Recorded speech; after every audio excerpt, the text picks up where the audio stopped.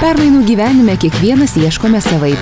Vieni keliauja, kiti imasi naujos veiklos, treti pasitenkina kasdieniais malonumais.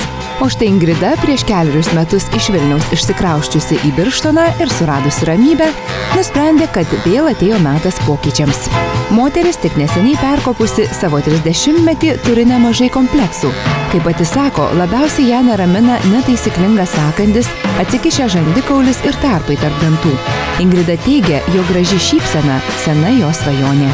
Kalbėjau su mama, pykau, kodėl vaikystėje ar ne nesutvarkė man šitų problemų, bet tiesiog gal, nežinau, tais laikais tai nebuvo aktualu, paskui kažkaip, gal ir laiko nebuvo, vadu vaikai pas mane, tai tiesiog dabar nusprendžiau tai pakeisti, susitvarkyti viską.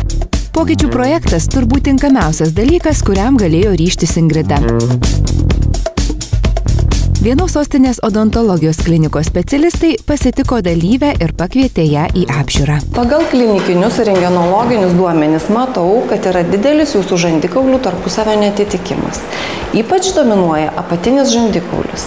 Be to, dėl netaisyklingos dantų padėties yra ir priverstinė apatinio žandikaulio priekinė padėtis.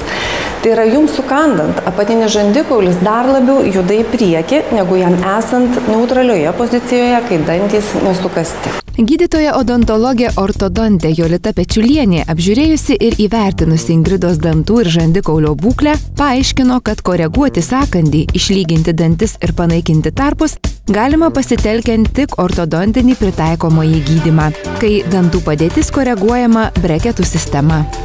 Siekiant tikslų iškeltų pagal jūsų nusiskundimus, tai yra veido profilio harmonijos, gražių dantų eilių, taisyklingo sąkandžio, aš jums rekomenduoju kompleksinį gydymą, kuomet dantų padėtis bus keičiamos atliekant ortodontinį gydymą breketų sistemos pagalba, o žandikaulių tarpusavio padėtis ir veido profilio išvaizda bus keičiama atliekant ortognatinę veido žandikaulių operaciją. Išgirdusi, kad pakeitimo atlikti čia ir dabar nepavyks, Ingrida minutėlę sudvejojo, ar tikrai verta ilgai kentėti. Tačiau abejonės čia pat ir išgaravo, kai gydytoja patikino, kad po reikalingų procedūrų bus galima džiaugtis ilgai lauktą šypseną. Specialistai negaiždami pradėjo ruoštis būsimam gydymui. Atliko dantų nuotraukas, o burnos higienistė Asta atliko profesionalią dantų higieną. Pasitarusi dėl tolimesnių gydymo žingsnių ir operacijos planavimo, Ingrida iš klinikos išėjo jau labiau pasitikinti savimi. Vėliau keliaujame į grožio terapijos ir chirurgijos kliniką. Kiekvienam iš mūsų bent kartą per metus būtina apsilankyti pas gydytoją dermatologą. Todėl ir Ingridai klinikoje buvo apžiūrėta oda, o ypač apgamai. Pigmentiniai dariniai itin svarbus dalykas, kuriam moterys dažnai neteikia daug reikšmės. Tačiau, kai už lango pavasaris ir saulė darosi vis aktyvesnė, apgamų apžiūra gali būti svarbesnė nei manote. Iš tiesų ateina daug ir daugiausia, aišku, prieš vasarą arba po vasaros, kadangi apgamai veikiami saulės irgi šiek tiek pakinta ir dauguma pacientų išsigąsta ir tada atbėga pas mus tikrintis.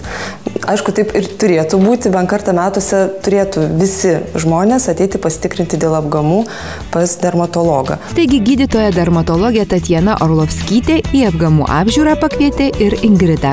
Čia pacientas apžiūrimas nuo galvos iki kojų. Pirmiausia plika akimi, o vėliau pasitelkus dermatoskopą. Jeigu pastebimi piktybiniai požymiai, apgamas tuoj pat ištiriamas nuodugniau ir jeigu reikia, šalinamas.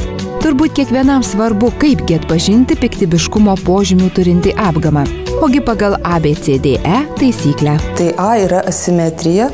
B yra apgamo kraštas, jis turėtų būti lygus, gražus, be jokių kraštelių, tokių kaip iškandžiojimo ar kažkas panašaus. C yra spalvos tolygumas, irgi reikia žiūrėti, ar neatsirado kokių juodų taškų, kažkokių nelygumų ir taip toliau. D tai yra diametras, tai turėtų būti apgamas iki 6 mm skersmens. Ir E tai yra iškilimas. Pagal šiuos kriterijus buvo apžiūrėti ir Ingridos apgamai. Šiandien specialistė nutarė pašalinti kelis apgamus nuo peties ir kaklo. Šie Ingridai nuolat kliūdavo už drabužių, papuošalų ir būdavo traumuojami. Apgamai mūsų herojai pašalinti moderniu lazeriu. Veikia tik tai apgamą, aplinkinė oda yra nepažeidžiama, ląstelės yra nugarinamos ir iš tikrųjų gydymas vyksta labai greitai, beveik be jokių komplikacijų. Jeigu per apžiūrą gydytojai aptinka atipijos požymių, šie apgamai šalinami chirurginiu būdu.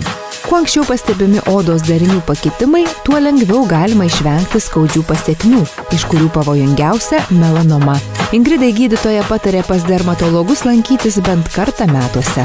Jis turi 1-2 tipo odą ir iš tikrųjų jai reikėtų vengti saulės, kadangi yra daug strazdanų, daug pigmentinių dėmių ir keli tokie pigmentiniai apgamėliai, kurie šiek tiek sukėlė nerimo ir mes tikrai pasimatysim po poros mėnesių vertinti dinamikai.